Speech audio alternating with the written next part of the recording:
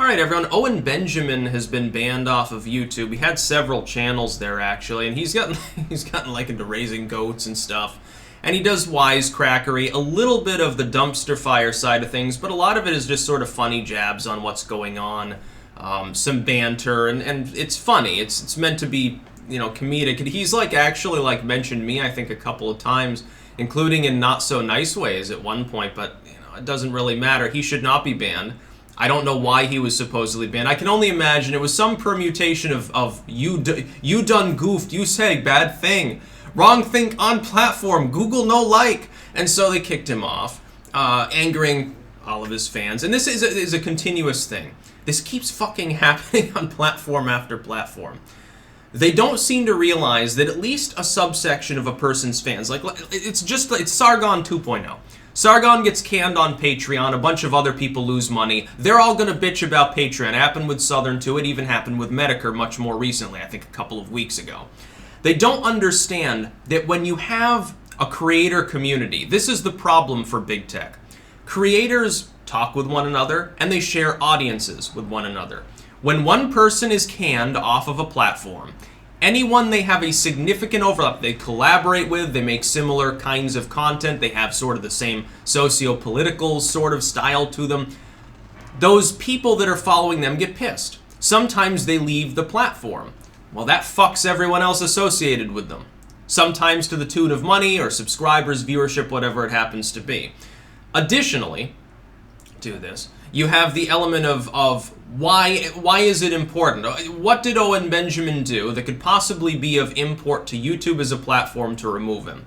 The truth is that a lot of times when this happens to larger creators, what's happening is that people who have been on these platforms for an extended period, they've got like old archived material that no longer conforms to the new TOS. It could have changed 3-4 times since they made the content. And so they get fucked in the ass. And this is what I suspect happened to Owen Benjamin. He said something that outraged some mob of social justice warrior pink-haired freakadoodles, people who amputate their limbs in order to be trans-crippled or whatever, and they got pissed at him. And so they sat there and they went nuts and they, you know, watched everything that he ever made in order to nitpick and be losers and got him kicked off. Or something like that, because this has happened a million times. It happens over and over again. Like when Sargon got canned there from Twitter or whatever it was because of a months-old thing on a live stream that he said satirically. Well, no shit, this happens all the time. It's to the point where creativity is even stifled cross-platform. But, link in the description, and I'm going to pin a comment to it as well. He has a Bitchute account, which means that his material is still there. Is anyone still insane enough not to have a Bitchute account at this point if they're a YouTuber? Is anyone nuts enough not to have the zero effort required to have everything automatically collate at least? Let alone making exclusives. By the way, again, I call on creators, take these other platforms seriously. They're not going to grow if you don't interact with them. Tell your fucking fans more than one time that you're on these other platforms. Drop links in the description, cross-platform. Advertise your YouTube on Bitchute and your Bitchute on YouTube. Hey, all things equal, people will just cross over platform to platform and they'll make a choice. A conscientious choice as consumers of your material where they want to watch it. It might be YouTube, it might be Bitchute. Maybe they watch you on Dailymotion. Maybe they have Brighty on. Maybe you're still putting things on LiveLeak or whatever. Maybe you've got a Vimeo account. I know a lot of people take that site seriously. Supposedly it's like this great YouTube alternative. Fuck it, they're more censored than YouTube is. Owen Benjamin got canned. He shouldn't have. He probably did nothing that was strictly against TOS. The problem is there's so much wiggle room now involved. YouTube keeps saying, we want to redefine our rules and make them more clear-cut. They keep doing the opposite. You make more wiggle room. The concept of limited state videos. Limited state is literally for videos that YouTube doesn't like but that doesn't break their rules. That's all it boils down to. It doesn't say that in the TOS, well, you know, we think that you need a timeout, but because you're smart enough to not do anything that can actually get you banned, we're just going to keep everyone who's not your subscriber from ever seeing this video, and most of them too, because notifications don't work. Twitter the other day, I saw it's changed its TOS too. Great end of year celebration. By the way, mid-December is when most purges happen. I'm not surprised that this TOS changes and purges seem to overlap. Wow, that's such a fucking coincidence cross-platform. Twitter updates its TOS and now openly admits that it shadow bans people. we can block content from spreading around and demote it all we want, and it's okay, basically, within their TOS. They wanted to cover their ass legally because the Republicans in Congress kept breathing down their neck. Why do you think Dorsey's fleeing to Africa right now? For his own fucking good health? Yeah, go sit in a malaria swamp, Jack. Most of your users hope that you do, let alone people who are tired of Twitter and left, which is most of the population of your fucking site. There's a reason that these sites are having problems. Google's the standout because Google has one advantage over all the others, which is that they made a lot of smart investments. Dude, when they bought up YouTube in its infancy, a lot of people said, this is crazy. They're paying over $1 billion for a site that loses money. They're fucking nuts. This is the end of Google. Google makes great decisions when it comes to purchasing things. Oh, you can't argue with that. Look, they've got everything. The main email, which Gmail has problems now, but it's functional, I guess. YouTube, Google Search, and all of these other things. Google Translate. Everything else under the fucking sun. They've got their hands in everything. Google Earth.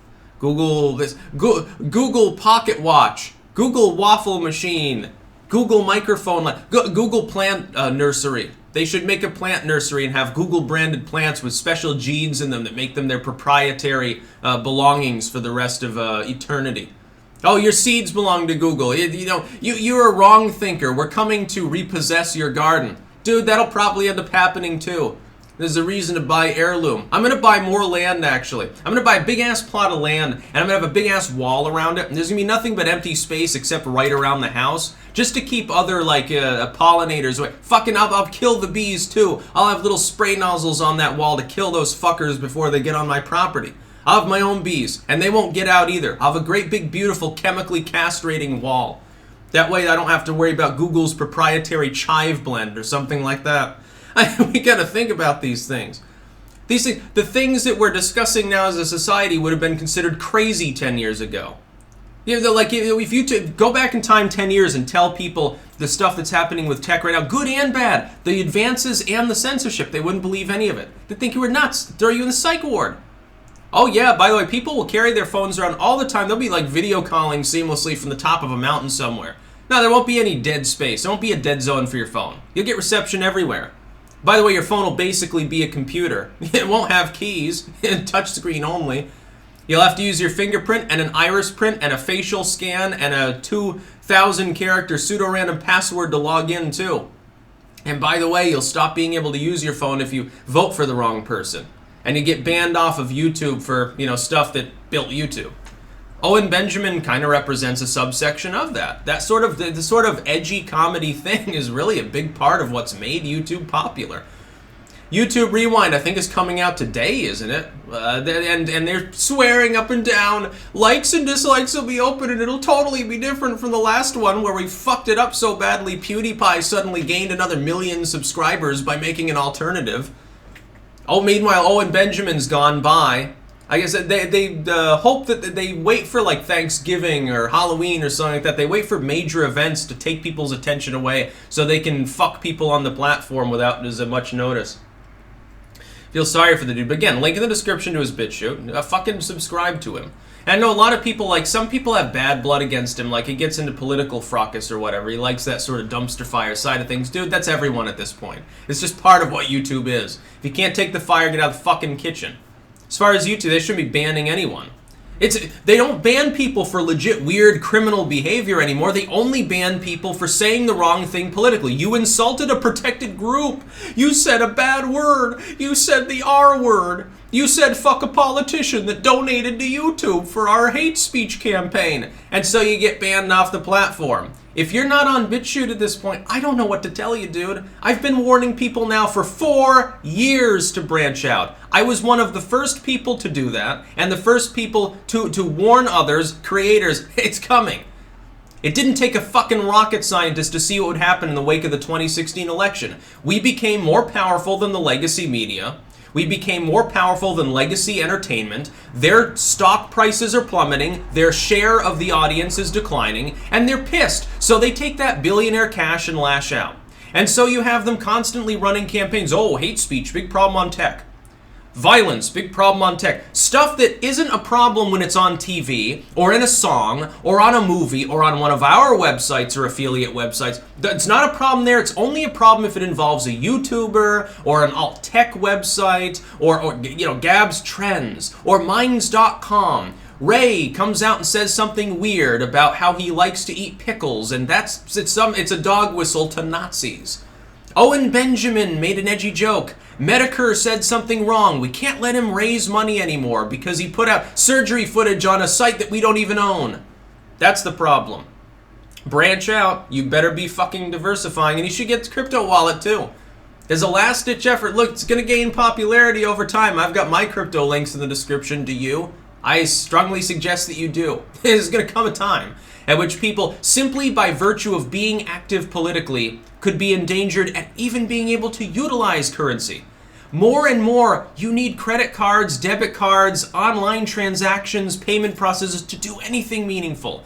It keeps gaining more and more of a share of our economy and of all human communication. If you can't communicate with other people, you're fucked in the modern world. Congress should already be acting. The fact that they haven't, the fact that they keep paying lip service to acting on tech censorship and doing nothing shows me they don't intend to do anything. They are perfectly happy so long as Mark Zuckerberg and all of these other morons keep feeding them money. The fact is, YouTube's one of the least censored of them. We've got enough of a problem just on YouTube. You're crazy if you're not using alt tech. There's a campaign right now, Bitchute, some of these others trying to raise money. Fund them. Do your part. Do what you can to drive more people and attention to these platforms. The more people that join a platform, the harder it is to say, well, it's just a den of Nazis. We should pull the plug on their payment processor. Kind of hard to argue that when you've got millions of active users as opposed to 10. There's a big difference there. But I don't see many people making exclusives there.